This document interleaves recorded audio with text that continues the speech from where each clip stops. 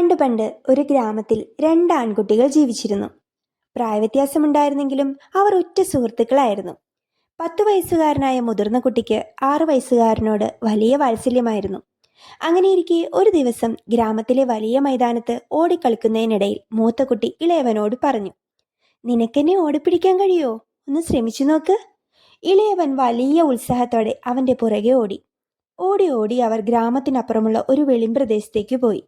അതിവേഗത്തിൽ ഓടിയെത്തിയ മൂത്ത കുട്ടി പുല്ലു മൂടിക്കിടക്കുന്ന ഉപയോഗശൂന്യമായ ഒരു കിണറ്റിലേക്ക് കാൽ വഴുതി വീണു. അവൻ അവിടെ കിടന്ന് അത്യുച്ചത്തിൽ നിലവിളിച്ചു.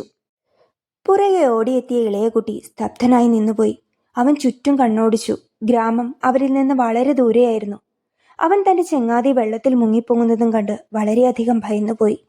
ഒരു നിമിഷം അവന്റെ കണ്ണുകൾ ദൂരെ മാറിക്കിടന്നിരുന്ന കയറോടുകൂടിയ ഒരു പഴയ തൊട്ടിയിൽ പതിച്ചു. അല്പം പോലും പകച്ചു നിൽക്കാതെ അവൻ ആ തൊട്ടിയെടുത്ത് കിണറ്റിലേക്കിട്ടു. എന്നിട്ട് തന്റെ ചങ്ങാതിയോട് അതിൽ പിടിക്കാൻ ശ്രമിക്കൂ എന്ന് ഉച്ചത്തിൽ വിളിച്ചു പറഞ്ഞു. അവൻ അതിൽ പിടിച്ചെന്നുറപ്പായപ്പോൾ ഇളയവൻ തന്റെ സർവ്വശക്തിയും ഉപയോഗിച്ച് വലിച്ചു. അതികഠിനമായ നീറ്റൽ ആ കുഞ്ഞു കൈകളിൽ ഉണ്ടായിരുന്നിട്ടും തന്റെ സുഹൃത്ത് മാത്രമായിരുന്നു അവന്റെ ലക്ഷ്യം. അവന്റെ വലിയ പരിശ്രമത്തിനൊടുവിൽ തന്റെ ക്ഷീണിതനായ സുഹൃത്തിനെ അവൻ കിണറ്റിൽ നിന്നും പുറത്തെത്തിച്ചു. ഒരു വാക്കുപോലും പരസ്പരം പറയാൻ കഴിയാതെ അവർ പരസ്പരം കെട്ടിപ്പിടിച്ച് കരഞ്ഞു. അല്പനേരത്തെ വിശ്രമത്തിനു ശേഷം അവർ ഗ്രാമത്തിലേക്ക് തിരിച്ചുപോയി. അവർ അവിടെ ചെന്ന് നടന്ന കാര്യങ്ങളെല്ലാം തങ്ങളുടെ വീട്ടുകാരോടും ഗ്രാമത്തിലെ ആളുകളോടും പറഞ്ഞു. എന്നാൽ ഒരാൾ പോലും അത് വിശ്വസിച്ചില്ല.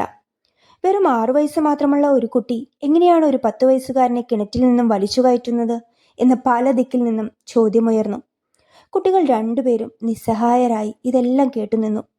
എന്നാൽ ആൾക്കൂട്ടത്തിൽ നിന്നും ഒരു വൃദ്ധൻ ഇറങ്ങി വന്ന് ഇളയ കുട്ടിയുടെ കൈകളിൽ മെല്ലെ തലോടിക്കൊണ്ട് പറഞ്ഞു, ഇവന്റെ കൈകളിലെ ഈ മുറിപ്പാടുകൾ നമുക്കുള്ള ഒരു വലിയ പാഠമാണ്. നിങ്ങൾ ചോദിച്ച അതേ ചോദ്യം തന്നെ ഇവന്റെ മനസ്സിൽ ഉയർന്നു വന്നെങ്കിൽ ഈ മുറിപ്പാടുകൾ അവശേഷിപ്പിച്ച് സ്വന്തം സുഹൃത്തുമായി അവനിവിടെ നിൽക്കില്ലായിരുന്നു.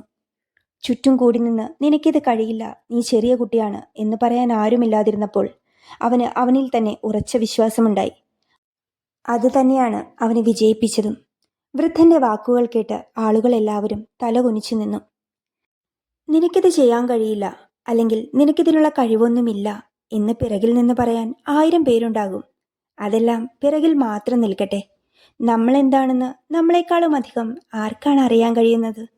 ഉറച്ചു വിശ്വസിക്കുക, മുന്നോട്ടു പോവുക.